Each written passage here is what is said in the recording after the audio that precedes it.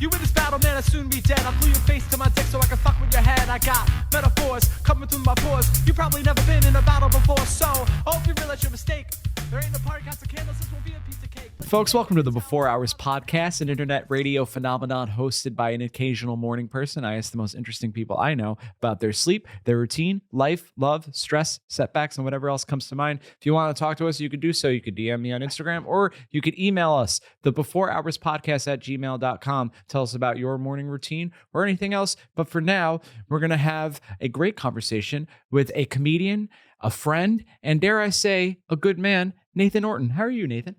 I think I'm a good man. How are you, Bobby? I'm decently average, dude. You're a great man. Ooh. Well, you just kind of warmed up me a little bit. I loved your introduction. Oh, yeah. And I also learned exactly what I'd be doing because I didn't know. I had no idea what I was going to do. I love your basement. Does everyone say that? No, and well, this is a new-ish studio. Okay. Though I've been with my friend's basement for a long time. Highly recommended. But the new studio and even newer sign. Yeah, it's really nice. Yeah. I like how it's not just a rectangle. Oh, I see. There's steps as if to a basement. Staggered. Yeah. Okay. Although we're not in the basement. We are in the first floor now. Yeah. But I guess creative license, right? And besides, best friend's basement sounds better than best friend's first floor. I just studio. urinated because I didn't want to a full bladder to distract me during our conversation. No. And when you take a piss in the bathrooms here, it says, please don't throw paper in the urinal. But there's a picture of a guy throwing paper in the urinal. It's like one of those like handicap sign stencils. Well, he's standing, but you know what I mean? And he has a huge penis. Like there's a silhouette of a huge penis. So it kind of makes you feel bad about yourself. Oof. Yeah, because there are people out there that are worried that their penis is too small. There are. I like how you said that like it was the more you know thing. The more you know, yeah. The more you know. They said that the average penis is actually below 6 inches. I keep up with that. Mm-hmm. Yeah, you got to keep up with that. Yeah, it's 5.5 inches, which means if you're 5.25 inches, that's just a little bit below average. Nothing to worry about. It's not. Yeah. Are you alluding to your penis size? Oh yeah, I'm a respectable 5.25. 5.25? Yeah, it's nothing to sneeze at. It's also nothing to write home about either. Yeah. I think I want to know what the average girth is because that's what I wonder about. Yeah. Yeah. Okay. Because they do kind of always say that. They say, the illustrious they say it's not about the length. It's about the width of the wallet. Huh? The width of the wallet. You see what I did there? But yeah, you got to have a girthy penis. Apparently. You do. Yeah. Like a sweet potato. Like a sweet potato. Yeah. Which is what you had for breakfast? I had 3 sweet potatoes. We fucked up a little bit because we got so excited about our morning routine that we started talking about it before the mics turned on. Yeah, we did. So walk us through. I've already heard it, but for the listeners, what did you have for breakfast today? Oh my God. So I eat like a weirdo. So I woke up. I didn't even tell you all this. So I woke up. I have a kefir or kefir. Mm-hmm. It's like a dairy. You know what it is? No. It's fermented milk. And it's the only food that's been studied to where it has probiotic benefits. So I don't take like a probiotic pill. I had kefir, whatever, like every morning. Uh-huh. So I take like a cup of that. And then a half hour later, I have breakfast with a bunch of fruit, like prebiotics specifically, that this prebiotics then feed the probiotics in the kefir. Mm-hmm. I'm a psychopath. Yeah. So I boiled an apple and made my own applesauce. I stirred up flaxseed, diced up a pear, had some dark chocolate, an orange, 3 sweet potatoes, walnuts, cashews. And yeah, that's what I've eaten today. Okay. I eat a lot of plant foods and then I eat too much and then I'm bloated all day and I fart on the subway. Yeah. We're fart boys, you and I. We do. Me, it's because I eat like a crazy amount of protein. Okay. Because I'm a little boy, so I'm trying to get as much gains as humanly possible. Oh yeah. Yeah. And I was on a cut for 12 weeks. 12 weeks. Yeah. You are lean. I am lean. I was eating you'll love the specificity of this. Is that I was eating at slightly over 1,912 calories. Okay. I count calories. I have my MyFitnessPal. Yeah. And you're the first guest to not be like concerned by this. Oh, yeah. You know what I mean? Yeah. It's normal. It's It's caring about your health in like the realm where we are is considered weird. Yeah. And then, but I'm over it. Fuck them. Yeah. So I do mini cuts and mini bulks. Yeah. Because I used to be very fat and I still have stretch marks on my inner thighs by my penis. So I'm trying not to get any more stretch marks. You know what I mean? Yeah. So I do 19, what is it? What did I say? 1912. That's my cut. It's a good year. Yeah. Because I love President Wilson so much. I knew I'd set you up. I knew you would know that. Actually, President Wilson sucks. I'm going to go on record as saying he sucks. Arguably one of our most racist presidents, which is kind of subjective. It's almost impressive, though. You know what I mean? Because he felt, you know, the movie Birth of a Nation? It's wild. So Birth of a Nation is like literally Confederate propaganda. Wow. And it's like a lot of it is like Union troops raiding the houses of innocent Southerners. And then the only people that could protect them was the Ku Klux Klan. And President Wilson loved this movie so much that he screened it in the White House. Oh, okay. So in 1912, my favorite year. That's cringy. Yeah. But how many calories were they eating though? That's true. Well, so what were you? The average height back then during the Civil War is 5'6", which is the height I am. So whenever you think about the Civil War, folks, think about a bunch of guys that look like me running around fighting each other. Isn't that funny? That is interesting. That adds a bit of whimsicalness to the greatest war that America has ever experienced. It makes it more cute. Yeah. You know? They all had thigh stretch marks.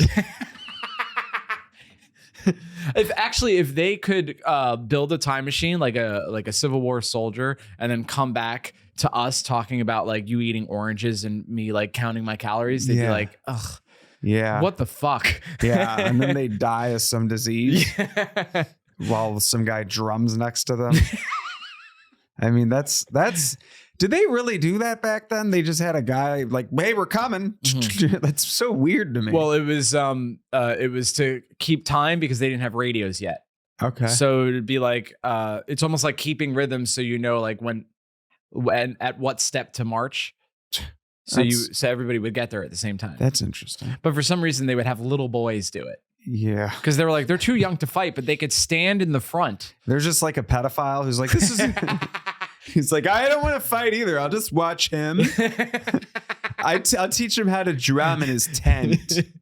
It is, for something as tough as war, it is the gayest part of war. Oh, yeah. Mm-hmm. The drummer boy. Yeah. Pa-rum-pa-pum-pum, just like while bolts are going off in the background. That is nuts, man. We're so lucky to live now. Mm-hmm. And then you see so many people complain about how hard it is. It really We is are so lucky. Mm-hmm. If you get sick, you could just... Well, actually, you should just eat fruits and vegetables. You shouldn't take a pill. Unless you're Steve Jobs and you have pancreatic cancer, in which case you should do more than eat oranges. Oh. I know you love oranges, but that's actually how Steve Jobs died, because he got cancer and he's like, I built the iPhone. I don't have to listen to doctors. So really? Mm-hmm. So I go to a bathhouse all the time. Okay. And I do like 200-degree sauna, 40-degree cold plunge back and forth until I'm happy. And but it really works. It makes you. I got a membership there. It's like that, and the gym, or like, and then the diet is how I like stay like feeling good to pursue this fucking crazy shit we're pursuing. And I met a guy in the infrared sauna who's like, yeah, I got diagnosed with cancer 2 years ago, and then I just didn't eat or drink water for a week, and I haven't gone back, and I'm fine. I think he might be an example of a liar. Well, yeah, but there's also, he told me there was another guy with me. So I wasn't just like this one gullible guy in this infrared sauna. Mm-hmm. And there was another guy listening, and there's this thing called, I think, the Mars Protocol. Okay. I don't know exactly what it is, but it has something to do with like, I guess astronauts do this rigorous thing to make sure they can withstand certain environments. I don't know, like what I just said could be total. I pulled it out of my ass because it sounded good, but it has something to do with dry fasting for an extended amount of time. And I do know fasts in general can like reduce inflammation, which inflammation is what leads to, cancer and all that shit. So I don't know, I was hooked. It kept me from thinking I need to go to the doctor and I don't have health insurance. So I was like, I'll just believe this, It was like, I'll believe this. Mm-hmm. Yeah. But yeah, who knows? Hope maybe he's dead. I don't know. I'd like to believe it. Mm-hmm. I hope he was. It's like Santa Claus. Yeah. It'd be nice to believe in. Yeah. No offense to anybody listening that still believes in Santa. They might. Mm-hmm. Or cancer. Or cancer. Yeah. Yeah. If you're young enough to still believe in cancer. Tell me about it. Dude, cancer sucks. I'm going to go on record as saying it sucks. That's a good stance. Yeah. To have. My mom had ass cancer, colon cancer. She's fine. Uh-huh. My dad had prostate cancer. He's also fine. Really? Yeah. So the prostate's near the ass. So. Yeah. Mm-hmm. That's why we get along. Now he's so having well. dry comes. Really? Isn't that cool? That is cool. So your dad ejaculates like you did back when you were like, well, he doesn't. He just comes and nothing comes out like when you're 6. Mm-hmm. So now it's That's like cool. easy cleanup. I don't have to gargle or anything. You know what I mean? Man. Oh, God. Yeah. He's a good man. I just pictured you sucking your dad's dick. I don't Mhm. even know your dad, but I was picturing it hard. He's like me. He's a little bigger. He's got, mostly gray hair now. He used to have brown hair. So he would have been like a bigger Civil War guy. I think so. Yeah. They would have made him a general. Well, he's Okay. he's a supermarket manager. Yeah. And what is, like a battalion other than like a group of supermarket employees? It's about the same. So I agree with that. yeah, it would have been a nice time, dude. When he told me he had prostate cancer, I was like, oh no, you're gonna die. And then I looked up the Wikipedia page and it's like 95% 5-year survival rate. It's not even a big deal. Oh, good. But colon cancer is a big deal. Yeah, it is. And that's another reason why I eat a lot of fiber. Because if my mom had it, it might run in my DNA. So you got to like eat fiber to short chain fatty acids, Mhm. right? So you eat fiber, insoluble fiber, a little gut bacteria in your colon, eat that, and then they produce short chain fatty acids. And then that prevents your colon from getting colon cancer on Okay. some level. Mhm. Yeah. It's interesting to me. Yeah. Yeah. So because you're more plugged into like nutrition and health stuff than I am. Maybe. I don't know. And the little bit that I think about like nutrition and weightlifting, people, a lot of people are like, man, you're too dialed into this stuff. And it seems like it's coming from a place of anxiety. And for me, it's really not. For me, I just made a decision in my 20s. I'm like, I'm gonna try to get built. You know what I mean? Yeah, it's that whenever someone makes any I live a weird radical lifestyle, I think, compared to other people. Whenever someone, and like with you, with like when someone makes fun of it or says it's weird, that's their own insecurity or laziness. Because what's wrong about tracking what you're eating and going to the gym? Nothing. All it does is make you healthier, feel better, look better, and that new person, the person you build from these healthy habits, lead to more success in other areas of life because you feel better. Yeah. So it's like you can always argue, well, this makes me better at comedy. It's that simple. Oh, so why wouldn't you do it? Because it makes you better at comedy then, And then what's their excuse going to be other than some form of they're lazy? So you can't let that stuff bother you. It didn't look like it was bothering you. I just wanted to be judgy about the people who talk to you. Yeah. And you know what? I think it is sort of just, it is fun to make fun of somebody that does something different. You want names? Yeah. Who says this to you? Ooh, yikes. I'm just kidding. Can you imagine if I thought I better not? Yeah. Or our listeners will probably agree with them. You know what I mean? Yeah. But I did allow myself to have 2 pieces of pie on Christmas. What the fuck, dude? Well, I have the number one rule of fitness and nutrition for me is number 2 is look good. Okay. Number 3 is be healthy. Dude, if those contradict each other, I'm going with number 2 every time. You know what I mean? Yeah. But number 1 is don't make my mom sad. And the thing is, Nathan, if I don't eat a piece of her apple pie on Christmas, it will make her sad. Yeah. And making your mom sad kills your gains. I believe it. It's true. So it's eating your mom's apple pie and then not swallowing your dad's load. Yeah. There's no load. You just take a bite of pie, suck some dick. It's all dry. Yeah. Yeah. And you might be thinking, if you do track your calories and you use my Fitness Pal or something like that, it's true. You could log semen into there. Really? So if anyone, how do they know how big the load is? That's true. Yeah. But I think it's one of those things think of it's probably marginal in terms of okay, it's 1 calorie. A load is a calorie, which is like the same as like a black cup of coffee is a calorie, right? Okay. And it's like anything. Yeah. So if you chase the load with a cup of coffee, that's 2 calories. So semen's really nutrient dense then. Mm-hmm. If it's only 1 calorie. Lots of protein. Because it's got a lot of, well, if it's one, not to be a total nerd, but if it's 1 calorie, that means it can only have like 1/4 of a gram of protein or 1/4 of a carb, maybe probably some combination of both decimals. But like it's loaded with a lot of nutrition. And I don't know the nutrition, but people say that, you know, it's kind of like surviving cancer by not eating or drinking. I just like, yeah, it sounds right. Yeah. But like, I haven't busted a nut since October 8th. Oh, because of what happened in Israel?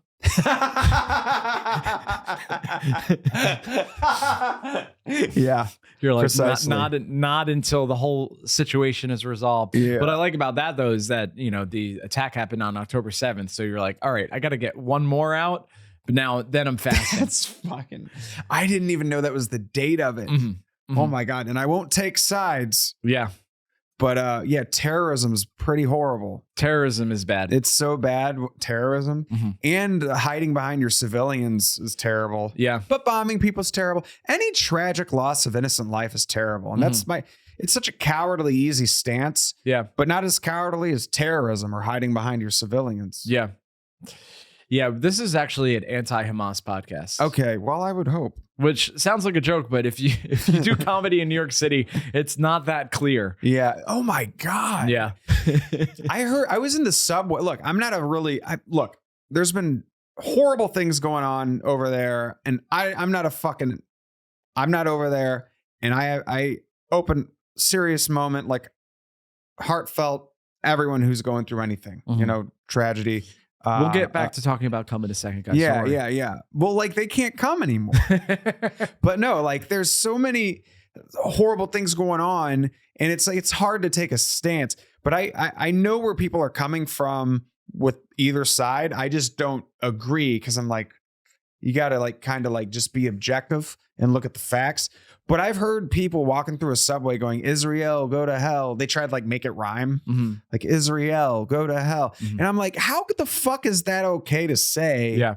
And what's really weird to me is there's like 20 million Jews in the world and like a lot more Muslim people. And I know it's not like, it's just a certain area where this is happening. But it's weird what the colleges are so adamantly like against Jewish people. Cause like, I always thought that they were always on the side of the minority, you know?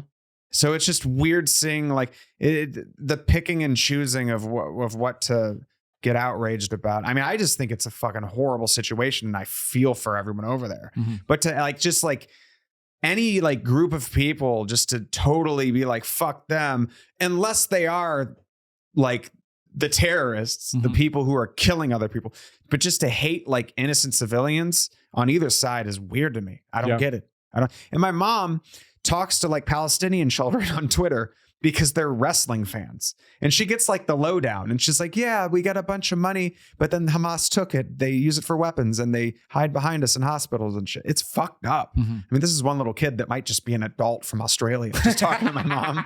But it's like, it's just, you hear all this shit and oh man, it's, I don't know. We're just lucky to be, that brings us back. We are so lucky to be here and now. I mean, until the world ends in like 3 years. Like when we're in a giant ocean and there's no oxygen anymore. Yeah. But right now it's awesome. Like we're really lucky for this moment. And when I hear people complain, I'm like, shut the fuck up. Well, that's the thing is like, I practice gratitude. I just said nothing, by the way. No, you said a lot of good stuff. And you're talking about being like grateful for what you have. And I think there's an impulse, especially among like people in our circle, like the more like liberal, they'll like roll their eyes at the idea of like, hey, we live in America. It's pretty nice here. They're like, oh, shut up. We have all these problems. God. And I'm like, we do, but like if you rank, like we're doing pretty well. Yeah. And I will hear the point that in Scandinavia, they do get to go to the doctor for free. And that sounds fun. But yeah, there's also, you could be in Somalia. Would you like to be in Somalia? No. Unless we could do spots there, like in Mogadishu. Do you have a comedy club? Yeah. Yeah. I haven't. Did you go over to Fringe? No, I would like to this summer. We'll see if they accept me. Yeah, I'm thinking it's like a bucket list thing to do that. It would be this summer or next. I just don't want, it can't conflict with acting school. Acting actually comes first for me because I am in the class and it costs money. So it has to, but I love it, man. It's so, I think before figuring out that like my childhood dream is to be an actor. Every time you watch a movie, okay, I think everyone's childhood dream for a while, but like mine stuck with me, and I'm like, oh, the big screen, and I just suppressed it, and then through stand up, 6 years into stand up, I move up here, and then a few years later, I find myself at like a really rigorous acting school, and I'm like, oh shit, it's kind of cool how you find yourself doing what you want to do, and now that I'm like just a celibate guy who doesn't date, I can just go all in on my dreams. And there's something about now that I'm doing acting, stand up feels like I just do it for fun. Okay. And now I enjoy it so much more. Okay. Like that, maybe it's because I sell solar panels and can make a living doing that. But there's something about doing comedy, but not giving a fuck that just makes it so fun. Huh. So how come you haven't jacked off since October 8th? I just tried to like get off that topic. I was like all right, war, my selfish goals. Oh, why haven't I busted a nut? And I'll tie it back into acting. Don't worry. Okay. No, that was just a little tangent. So, because this is like partially an interview, so I'm also just answering questions that were fabricated in my mind. What do you do? So like I haven't ejaculated since October 8th at the hands of an Asian masseuse. Okay. It was a place off of like 29th or 30th Street. I mean, we'll do the plugs at the end, but okay. But it was really cool. You go into this place and like this sexy little Latina, like 24-year-old, I hope. She like sprays your naked body down and rubs you down. And I was like, this is crazy. And then after her, you go to this other room in your robe and you take it off. Then like a 50-year-old Asian lady. And you're like, okay, this makes more sense. Much more and sense. then she was massaging me and I'm like, I know what's going to happen. And she reaches through my legs and starts playing. And then she's like, she starts jerking me off like while I'm face down and I don't know the etiquette and she doesn't speak much English. So I never like know when to flip over. And finally she's just kind of like, hey, can you flip over? And I flip over and then she does it. It was fun, but I just did that to get it out of my system. Cause do you know I went through a breakup? No. Yeah, we broke up. For good. Yeah. Okay. Absolutely. No, for the best. But we go through a breakup. So I'm like, while we were like getting towards the end and it was like kind of bad, I was like, I want to get jerked off. So I just got that in 1 week. I got jerked off like 4 times. And then I got it out of my system. Is that illegal? Should I be saying? But I got it out of my system. And then I was like, you know what? I don't want to do that anymore. I don't jack off to porn. I'm not going to date because if you want my opinion on dating, I could go down a rabbit hole, but I think it's fucking pointless. And every time I get out of a relationship and I look at myself in that relationship, I was like, I was such a weak version of myself because I'm spending all this time and money with this chick instead of like doubling, tripling down on what I want to do, what I moved to New York for. So I was like, I'm just going to be like a monk. And it's not that hard. I think it's because I'm 36. I've done enough fucking and I just don't believe in love. So it's easy for me to just be celibate by choice. It's like I'm like a voluntary incel almost. Volcel. A volcel. Yeah. Maybe I'll try to write jokes about that. Maybe. Because Volcel is likable. Is that a real thing? A Volcel? Yeah, so I am terminally online, so I know all the lingo. So there's incel, which means involuntarily celibate, and then there's Volcel, which is voluntarily celibate. I just heard of incels because it's used as an insult towards men, and that's like the big thing is shit on men all the time. That's how it feels in this country these days, which is why it's like it is like, hey, we're lucky to be here, you know. But yeah, that's a big thing, is hating men. But like, is a volcel, like, that's a term? Volcel is a term, and it's created by incels. So I'll do the too long didn't read about incels. So incel is a word that was actually created by a lesbian, funny enough. Okay. Because so it stands for involuntarily celibate, which means you want to have sex, but no one will have sex with you. Mm-hmm. And she was a lesbian that went to a private Christian school, and it was small. So either she was the only lesbian there, or more likely she's the only out lesbian there, right? So she literally couldn't get a woman to sleep with her. Yeah. So she like created, I think it was a blog. So this predates like the Reddit forums, all this stuff. And she was like, hey, this is for anybody that like is experiencing the pain of like wanting to be with someone and not being able to. Yeah. And then of course, for various reasons, there's like more men than are in that situation than women. Of course. So it became this sort of thing. But interestingly enough, it got banned from Reddit since, but then there was like the incel subreddit, and it wasn't always this political, like woman hating thing. Yeah. It was more of a support group, you know? Yeah. Yeah. And it morphed into, like the people shouting the loudest get the most attention. Yeah, of course. You know, and then of course Elliot Rodger happened. And school shooter. Yeah, that's the actually, yeah, it was in California. Yeah. And he was what they call a mental cell. Oh. So we're getting into the rabbit hole. Wow. So what okay, a mental cell seems self-evident, but you can still define it. So the way that this is how incels talk about themselves, is that they'll describe the problem or problems that's leading to their inceldom. Yeah. And so they'll do that word and then the suffix cell. Okay. So you could be short cell. Oh, wow, you've done a lot of research. I'm fascinated by the fringes. Yeah, you know what I mean. Yeah, and I actually had this conversation with my dad because he was like, "Your dad's an incel." My dad's an incel. He's an income. Yeah, or in. I don't know. What's the word for not busting a nut? You know what's funny about that is that. So my dad had prostate cancer, and so did somebody else in my family. Oh. And I won't say how he's related to me because unlike my dad, he hasn't given me permission to talk about his body parts on the podcast. Oh, okay. Yeah. But this other family member messaged my dad, and he was like, how's it going? You know, we both have had like this prostate cancer thing. My dad's like, it's fine. I'm in remission. I'm okay now. And he's like, there's a support group. And my dad's like, you need to fucking relax, dude. It's fine. I just can't come anymore. It's okay. Yeah. It's interesting the way people process things. Prostate. The way people prostate things. Hell yeah, dude. Sorry, at all times, if you have a pun, I couldn't stop myself. Anyway, I was having this conversation with my dad because he was like, because I know a lot about incels, I know about jihadists, I know about Nazis, I know about like radical feminists. Yeah. And he's like, the FBI is like watching you, right? And I'm like, no, probably not. Because what's the chances that they look at me reading about Islamic fundamentalism and Nazism and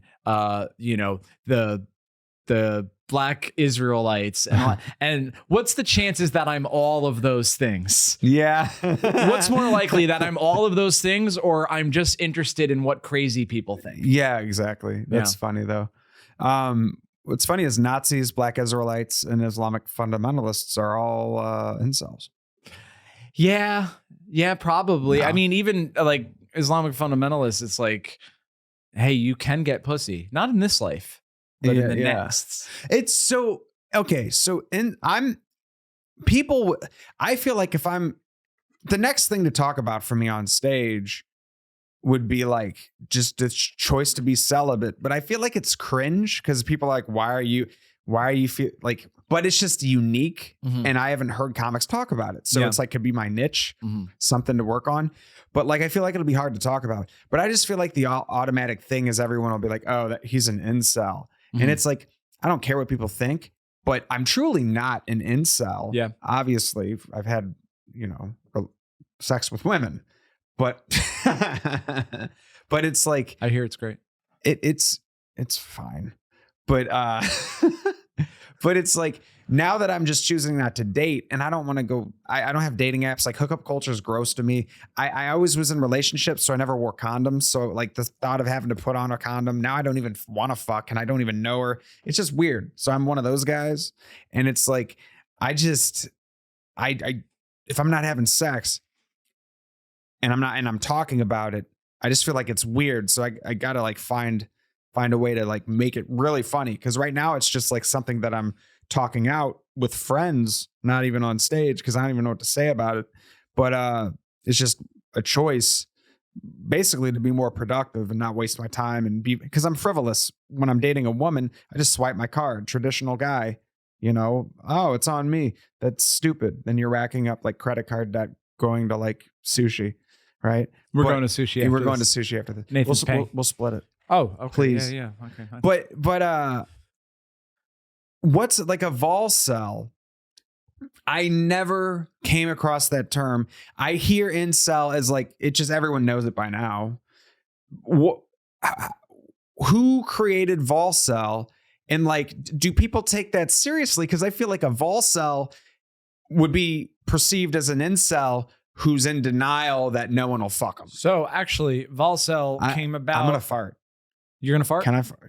Should I walk over there? Jamie, is he allowed to fart? It's too late. He did. Well, we did sign a consent form before you came in that we weren't responsible if you farted in the studio and it broke all the equipment. Okay. So Volcel, the term came actually as almost a pejorative from the incels themselves in these forums.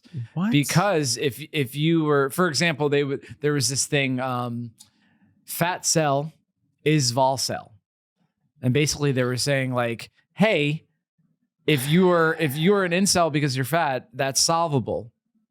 Oh, you know what I mean? So they would say things like, I get fat it. cell is vol cell, short cell is not vol cell. Okay. So vol cell isn't what I am, because a vol cell is someone who is an incel because of their own choice of behavior. So if someone is fat well, I dress bad, but if someone's fat because they're lazy and they're celibate by being fat, but they could lose weight and fuck someone, they're a vol cell.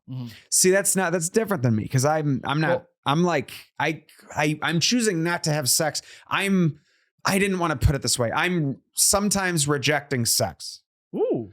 Well, like, you know, it's not like sex I should be having. I regret sleeping with 90% of the women I've slept with. I think it's gross. Like I wish it was just a handful of women I've loved. I'm a weirdo, man. I'm different. So can we? You're like, what the fuck? No. I think this is very interesting. And if I, because you said two things that I'm not trying to trap you, but I think you just contradicted yourself. Please. So because you said I wish I only fucked the women that I love. Yeah. But also, and we scooted right past this, but you said I don't believe in love. Yeah. So that's great. I don't believe in love anymore. Okay. I've been in love, and women have said that they've been in love with me. What I think, and this is something that everyone says, but like no one unconditionally loves a man except for your mom. Because women love a man based on their resources. You know, this is biological like evolutionary psychology. Like, women are the gatekeepers. They gotta propagate the fucking species. We're here because women learned how to manipulate and get the best man throughout time. And now we live in a world where they have that instinct. They don't even want to be moms. They just want to fuck the top guys, right? And it's like, it's interesting because there's no real love for a man. Like if you take a rich, famous dude, all these women want to fuck him. Any woman who's with that guy, if he loses his fame and his wealth, she don't love him still. And that might be a jaded, generalized way of looking at it, but I think there's enough truth to it to say it being recorded. Like, I think you gotta fucking you gotta pursue greatness, make something out of yourself, have a lot going for you to be a man, to have a woman love you. And if that's all, her love on you is contingent upon what you have. And if you lose those things, you're not that same guy. But whereas I and other men I know, you just fall in love with the chick. She's adorable. That's my girl. That's my woman. And like, you just love her almost like you would love a child or a puppy dog, like unconditionally, because she's just this cute woman you fell for. But I think men have to kind of earn and keep that love. And that's just how I perceive the world. Mm-hmm. I'd like to hear your rebuttal. I don't, I think it's the case with a lot of things. Like if you make an absolute statement, there's some truth to it, but it's not the end all be all. So I do think, I think, a man or a woman, you should be the best version. You should strive to be the best version of yourself at all times. Absolutely. And, but yeah, there is, like you said, there's women like men that are like successful, whereas men don't necessarily need a woman to be successful. Like kind is definitely like the top. As in terms of non-physical attributes, kind is like the top for me. Kind. Oh yeah. Yeah. Dude, I agree with what you're saying about speaking in absolutes, and I'm guilty of doing that. Only a Sith Lord speaks in absolutes. But I'm not speaking in absolutes like I know that I'm right and this is 100% of it. I'm saying the way by our nature, most of the time, I feel like this is true. But like men like beauty and even youth, like not like weird shit like a 19-year-old, but like, you know, mid-20s, early 20s, beauty, you know, all that shit. That's just what we're drawn to visually, and guys are visual. And I think women like security, and that today is like financial success. Yeah. And also like, you know, having some sort of a build to you, like we're being in the gym, having like a decent physique, I think. But like if you having a podcast, yeah, having a podcast, but like I've been with women who they slowly got out of shape while I was with them, but I still loved them the same. And it's like, that's just because but that's also just an anecdotal, my situation. Right. But I don't know. I really do think like it coming back to, I just think men aren't loved unconditionally. That's what that is an absolute, but I do feel that way based on just how what I know about people's experiences, what I've been through, and what I, you know, of course, on the internet, going down rabbit holes. But it's like, yeah. Oh, I've never done that. guy that has in-depth knowledge of the incel terminology. Volcel. Yeah, I have no idea. Volcels, they're like voluntarily this, which makes them incel. It should be two terms, like vol fat equals incel. But it's like, you know, I think it's a misleading term. Because I'm like, I would be a Volcel actually like a pure Volcel, like actively like, no, I can't do that because I wear my heart on my sleeve and I'll spend money on you and then I'll get distracted and I won't prepare for a role for acting class, or I won't write a joke today. So I'm just like stubbornly going towards what I moved to New York City for after being distracted by enough women. It was just a conscious choice. It's not permanent though. Like at some point dude, I know it's just 1 calorie, but my load, like whatever was in it is circulating through me. And boy, am I fucking, I'm full of fucking energy, dude. I'm full of like, I know I'm a little like, I'm slightly dry and a little chill. Unless I'm excited, but I'm so fucking like happy and productive. Okay. You know, there's people listening that hate me. Well, no. Well, yeah. Same goes for me. Why would they hate watch you? Oh, people do it. Really? Yeah. That's awesome. And I appreciate it. Because they're fucking stupid because they're giving you views. Anytime someone's like, that joke sucks, or you stole that from Family Guy. I don't watch Family Guy. I'm a South Park guy. I did a joke. Am I going on a tangent? too much. This is a tangent podcast. I want to go back to where you were going. I did a joke about my last name, and like I worked customer service for a long time. So like spelling out my last name, and it turned into a self-deprecating joke. Like O is in Orton, R is in Randy Orton, T is in the Randy Orton, O is in, oh my God, is that Randy Orton? And then N, no, that's his brother. So yeah, it's just a self-deprecating joke. And it's from my experience as a customer service call rep years ago. And people were like, this is a Family Guy joke. And I think like it's a structure of joke that's been done before, as are 99% of jokes. Yeah. People just like to hate, bro. Hating my jokes is one thing. I don't give a fuck. Leave the comment. But calling you a joke thief, that's the one thing that gets under my skin, because I work hard to like not be a joke thief. I take pride in that. So being called a joke thief is like the one thing online that fucked me up. And the I have a joke like, my dad was a pro wrestler. Yes, he really hit me, you know. But I changed it because my dad didn't beat me. He popped me a few times. I deserved it.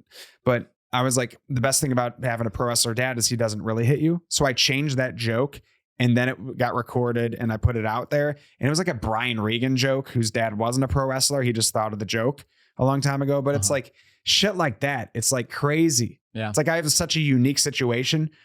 Why would I think to look up if another comic wrote that joke about their pro wrestling family?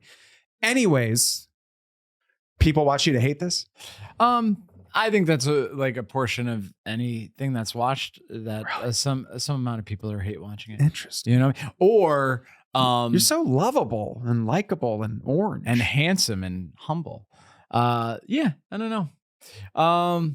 So yeah. The question I wanted to ask is, because you have a unique perspective on relationships, and I'm going to say it's a tad bit cynical. And so what would you say to people that are saying he's not handling this breakup well? Because someone's thinking about it. Oh, of course. No. So that's how the typical brain would go. They look at me and they relate to how they perceive the world and their life experiences, and they think that I'm not handling a breakup well. I was sad for about 3 or 4 days. In acting class, there's this movement class, and I like cried in this woman's lap. She was hot too, but like she like held me while I cried, and then it was fucking awesome, fucking hot, she's sexy. But I was just looking back, and I was like, I don't want to drag my ex, but she wasn't in the best shape. She was super lazy. She was like that annoying type of like radically feminist, where like she wants traditional when it serves her. Like we'd go out to eat and I'd pay for it, but we go home and then she wants me to do the dishes, you know, that kind of thing. I still have a place in my heart for her. I wish her the best, but she sucked. Okay. She wasn't great. I was like content and lazy and didn't want to break up just for the comfort of whatever. There's someone who believes in me, whatever. The breakup, as all breakups are sad, but no, I immediately within a week was like, oh my God, I'm so much more productive. I'm like getting up early. I'm crushing it. I'm in the gym more. I'm writing jokes. My life is 10 times better now than it was before the breakup. And between my last relationship and her, I went through this where like, I'm not dating. I'm not going to date. And I didn't bust for like 6 months. I've done this before. That's so long. It was 5 months. And then it's just rounding. It was 48 hours. But no, it was 5 months. And then I went to a masseuse, didn't think nothing of it. And then I ended up getting jerked off by an old Chinese lady again. But what's funny is like I swore off dating. But what happened was I was getting DMs on Instagram from like attractive women, and they weren't robots. And like I would start to like have sex, and then she DM'd me, and I like fell for her because she was cute and so sweet and kind. And this time around, I learned my lesson. So I'm going back to how I already felt, but this time I'm not going to have that wool over my eyes or like I'm not going to get, oh, wow, she's beautiful and she DM'd me. She thought I was funny on a clip and she lives around here and we're going to go on a date. I'm not going to do that because I know I'm frivolous in relationships. I'm not good with money. I'm not good with time. I fall too quickly. And that's on me. I'm not disparaging women or even relationships. Do what you want to do. But my choice, like by being celibate, I'm just more driven and I don't need anyone. I'm 36. I've gotten to a point where I'm cool with being single. And I was like this before we met. She caught me at a weird time. But I always, so to go back, this was a very circuitous way, but I'm handling the breakup very well. I've already had this thought process before dating her, and dating this 18-month relationship reinforced it. Cause I go, oh shit, time, money, energy invested in this woman who was full of shit in the end, as they all have proven to be kind of manipulative and not who they are when you meet them. And I'm just like, yeah, I'm not going to go down this rabbit hole again of opening my heart for no reason. So people are going to still think that I'm not taking the relationship well, but that's my best way of answering that. And it was real long-winded as I am, because I don't pre-think these things. So I'm just We're not blabbering. a pre-thinking podcast. Yeah. So yeah, what does that, do I look like I'm full of shit after that or what? No, I believe what you said. I get that I'm different and weird. So people are like, he's full of shit, but I'm just different. I don't think you're full of shit, but what I do think that you do is that I think you are, I think you sometimes think in extremes. Okay. And that's not a criticism, but it is, It's true. Well, for example, like, your relationship ended. Yeah. And so that means it wasn't right. By nature of a relationship ending, it means it wasn't right. Yeah. You know what I mean? But it seems like the conclusion is that relationships are bad, where the conclusion, in my opinion, should be that relationship was bad and maybe I'll take a break, but the right relationship is out there for me. Because that seems like it would be healthier and more sustainable. Because I think that you know how relationships have a honeymoon period? Yeah. I think singledom has like a honeymoon period too, where like a few months from now, you're going to be like, I am so productive, but fuck, am I lonely? Okay. You know what I mean? That's a brilliant way to put it. That honeymoon phase to being single was like the smartest shit I've heard in a long time. I hope it's wrong. But that was smart. That was smart. I'm just I'm in a honeymoon with myself. Mm-hmm. That's what it is. Yeah. No, but You can go anywhere you want. I thought that was a really smart way to frame it. And I like your optimism. I think I've been a little red pilled. Okay, Where we're going to have to put this episode behind a paywall. No, okay, go ahead. Like, dude, when you look at all right, so my brother's a fucking famous millionaire, and I've seen what he's gone through with marriage, and I won't go into details, but there's headaches. I'll just put it that way. And as like a regular guy, you know, I'm striving for greatness, but like, I just got my head on a swivel. I'm learning not to trust. I'm going by experiences, and I'm the common denominator in my past relationships, and I'm in therapy. I'm working on myself, but like, I'm just like, I don't know if it's worth it. And also like the new nourishment in my cum is giving me so much fucking 1 calorie or not, dude. That's a lot. That's very nutrient dense. I'm fucking so productive. And I'm never like, oh, I'm sad. It's more so like, there's like this pit in my stomach of like, God damn, love isn't real. And the only reason I think that, and I'll go back to the red pill thing. It's like, from experience, I like look at what my brother's been through. I see what I've been through on a smaller scale. And then I see like, you don't marry the woman, you marry the state. You don't have kids. She has kids. Like, men are kind of fucked in like the societal view of like family court and shit. And it's like, damn, that's risky. So why even make that a goal? And I know that when I fall in love, again, frivolous word I kept using, but that's not just money. That's, you know, energy, time, and like future. Like, I don't want to fuck myself over by letting another chick come into my life. And this time going too far, getting married. And now she wants a kid, and I'm broke in New York chasing my dreams. I can't just, you know, I don't want to even entertain all that. So like, because I'm able to be single and walk around happy, I'm just choosing that. And I don't know, I feel lucky because I know some guys are incels And I guess they hate that because that's not their choice. So maybe I feel bad. You know, they're like, fuck you, man. You could fuck chicks. Why aren't you? But it's like, I just don't care. And like that whole dating app thing, just the one night stand life, that's all so gross to me. I don't even want to do that either. Get clapped. I've had chlamydia before. I don't want it again. I don't want to get someone pregnant. Yeah, getting someone pregnant is scary. Especially, as you said, when you're a broke artist. That's hard to get someone pregnant. Your dad couldn't get someone pregnant. No, not anymore, sorry. dude. I was the only one. I'm an only child. That's great. Yeah. Mm-hmm. You don't have anyone. You're not living in the shadow of anyone forever. No, that's true. Yeah, how we didn't cover that at all. I love that. For anybody that doesn't know, Nathan's brother is a famous wrestler, Yeah. Randy Orton. Randy Orton. Mhm. Yep. And we get along great. We just both very busy. And he sent me an Anthony Jeselnik joke today. Okay. A really good joke. Do you want to tell it for the listeners? I can't tell an Anthony Jeselnik I mean, joke you can on a if you want. podcast. I mean, we're not expecting you to like have the same energy as when he tells it in front of a live studio audience. Well, why did I say that like it's a sitcom? Of course. No, because he's so dark and blue. Mhm.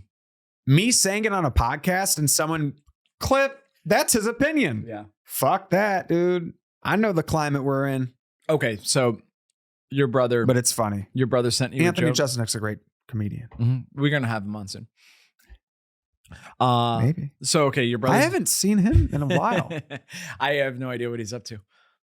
I'm sure he was successful. Maybe he's rebranding himself. He's going to come out and tell stories. I don't know. He's very funny. He was a big influence when I started. I love he's such a great writer. But anyways, I don't want to just talk about another comic. This is a tangent podcast. Well, I stopped at that tangent. But I want to know what the story behind your brother sending you an Anthony Jeselnik joke is. Or is that it?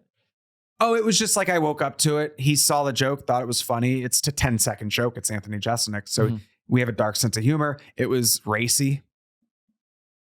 And it's the joke about, I don't know how people can be racist. Mhm. How could someone hate an entire group of people just because of the way they all behave? It's so good. It's so good.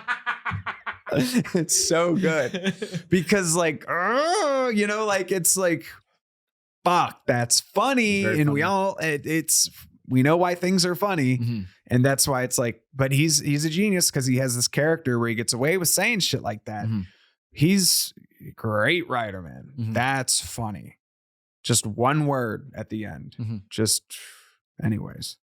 Going back to we were talking about the risks of relationships because there's a risk to it, and Yeah. So you said your brother went through some shit, and you went through some shit on a smaller scale, and you think about family court, divorce, all that stuff. So I'm tuned into all of that, and I don't disagree with you, but I guess where we differ is and. Oh boy, is this gonna sound fucking Disneyfied, Yeah. but I think it's all worth it. You know what I mean? Aww. Yeah, isn't that You think cute? it's all worth it? Nah, I don't think it is. I don't think it's worth it. I don't think it's well, worth it. I will say I think that all of the negative outcomes is a reason to be discerning when you're dating someone and how do I say this? Like your standard should only get higher the more the more the relationship escalates. Yeah. Like you really should be, it's not the right word for it, but like picky. Yeah. And I don't mean that with physical stuff. I mean that with like, how do they handle adversity? How do they handle us having a disagreement? What's their relationship like with money? What's their relationship like with other people and their family and all that stuff? Like that should only get higher and higher. Mm-hmm. But ultimately, no matter how much vetting you do, that was the word I was looking for, vetting. No matter how much vetting you do, there is like a risk. But there's also a risk to being alone for your whole life. You know what I mean? Yeah. That's the one. Well, so like with both of my most recent exes, they didn't want kids. And I'm like, all right, what happens when I'm 90? That's the same as being single. What happens when I'm 90? Yeah. So, and it's like with the divorce rate being 56% initiated by women 80% of the time, a lot of people stay together just for the kids and they hate each other. So we could say 7 to 8 out of 10 marriages aren't happy. What is the fucking point? And yeah, love feels good. I get it, but it literally feels good. It's a chemical reaction. It's not a logical thing in your brain. It blocks the reasoning portion of your brain. I've been through it so many times. I can validate that. Like I've been blinded by love enough to just be like, I've wised up. And I don't mean to feel like, oh, I'm smarter than other people. I'm not going to be tricked by love. And you'll probably see me in a year with some cute Filipino chick I met. And I'll be like, oh yeah, she's the one. But it, because I'm a sucker for like cute little Asians and Latino women. And was that racist? I don't know. I'm kind of done with the whites because the white women get terrible haircuts. They don't cut their armpit hair. They dye their hair blue and they hate men. But we both live in New York City. Yeah, we live in New York City. Yeah, it's terrible up here. Yeah, no offense. And all the normal white women at my age, they have families. And I don't want to be a cuckold. I don't want to be, you went through a divorce and you have 2 kids. Or want me to swoop in and fucking be not the authority figure, but be responsible for them? No. It's also difficult to be with someone whose life experience is vastly different than yours. And if you've never been married and you're with someone that's divorced, I'm sure there's people that made it work, but that to me is like it seems like it'd be strange. You know what I mean? I feel like I can almost cop out of relationships by saying at 36 and never have been married, no kids, I'm kind of like clueless in normal people and I don't know how to manage. Like I'm like an adult boy. I'm a little kid chasing these dreams and shit. Like, thank God I'm not a Cheeto dust video game guy. I mean, I do like video games, but I do like Cheetos. I don't own, just because I look like one. I don't own an Xbox. I don't own a video game system. Actually, that's one of the things my ex and I would do together. We'd play video games all the time. And when I reminisce about the relationship, I never miss her. I miss what we did, which was video games. So I miss video game. I miss her man. Basically, she had a man cave. Ooh, that's kind of, yeah. We hung out, watched cool cartoons, took edibles, which I shouldn't be doing, played video games, and that was and like snacked on like pseudo healthy like plantain chips. Like it was fun. It was like an escape from New York City. It was nostalgic to like the past. Like we played Zelda, like that shit. Yeah, I miss that, but I don't miss her. And I almost feel guilty about it because I've never really missed her. I missed the hang. I missed like her setup. She had like a projector that I bought her and an Xbox that I bought her. And we played video games that I bought. So like that was fun, but it was just an escape from the grind of the city. And I've just learned how to adapt to like, this is what I'm here to do. Podcasts, got to juggle the day job at the gym with the stand up and the acting. And it's like, where does a woman fit into that? I don't see how a woman could fit into that, Bobby. Yeah. I just don't. Especially if they're lying, manipulative, evil creatures. So I think we're gonna have you back on the podcast exactly a year from now. I would love that. And we'll see. Will these be bigger? Yes, these you're gonna get these ferns that are real. Because the name of the podcast is Outside of Two Ferns. Yeah, it's an idea I just thought of. Okay. So Nathan, are you a morning or a night person? It's hard to answer that. I was always a night person, especially as a comic, but now I get up at 4:55 every day. Holy shit! Monday through Sunday, I wake up at 4:55. It's too early. Meditate. I meditate, stretch, eat breakfast, go on a walk as the sun's coming up, just to prime myself, my circadian rhythm. I come in and I write, edit clips, or read, or work on acting stuff. Then my day job starts at 8. Do the day job. And then I'll have acting class or stand up, or I'll go to the gym or the bathhouse and sit in the sauna and cold plunge. I literally, days jam packed. I come back home anywhere from 9, unless I have a show or night class, and like maybe 11, even midnight. And the nights I don't have shit to do, I try to go to bed at like 8 just to keep like an average of 7 hours of sleep. Yeah. So like, yeah, I think I have a good excuse not to try to be in a relationship. Mhm. And it's nice to take that pressure off myself. This is weird how the whole podcast turned into me being against dating. And I didn't even mean for that to happen. I didn't mean for it to happen too, but It's okay. It's interesting. It was to hear your perspective on it. Yeah. I think it's going to resonate with men and women who are sort of maybe in a place in their life where they're like, I want to be single, or maybe I don't want to be single, but the alternative is worse. Yeah. I do think that I'm happy, and it took me a while to feel this way, but I'm happy I have enough experience now that I feel like I get closer and closer to the best person I could be, which I owe to the person that I would date. Yeah. And at the same time, like, my vetting is better. Mm-hmm. You know what I mean? And I think a good place to be might be somewhere between gullible and jaded. Yeah. Right? Because if you're too gullible, you're going to get raked through the coals, and you're going to, you know, fall for someone very quickly, and they might not be the right person for you. But if you're too jaded, then you might have your barriers up when the right person comes along. Yeah. You know what I mean? Yeah. You don't want your barriers down when the wrong person comes along. You don't want your barriers up when the right person comes along. That's fair. And like, if a 1 is gullible and a 10's jaded, right now I'm like an 11. Like I'm like, you think so? I think so.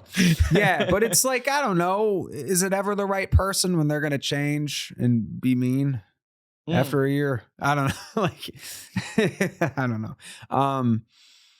But I don't know.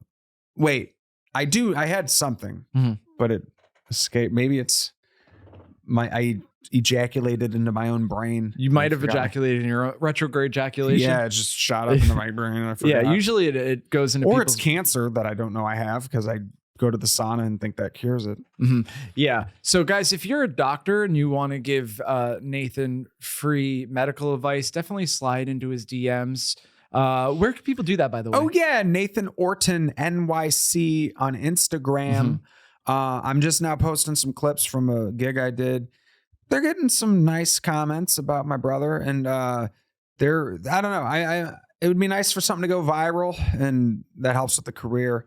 And yeah, that. Oh, I also did a comedy sketch for Cool Energy was the name of the group that the show.